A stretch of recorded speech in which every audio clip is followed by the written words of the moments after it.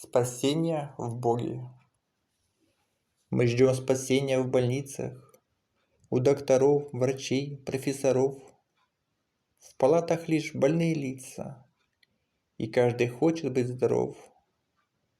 Помощь скорая вмиг лишь приходит, а потом снова боль и страдание.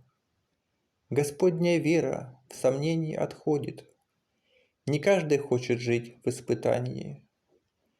Мирские ждут от Бога исцеления, взамен приходят скорби и болезни, и в душу посылает враг сомнения, чтоб вера во Всевышнего исчезла.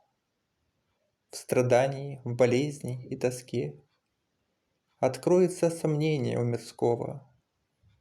Не рядом Бог, а где-то вдалеке, не получив ту помощь от святого.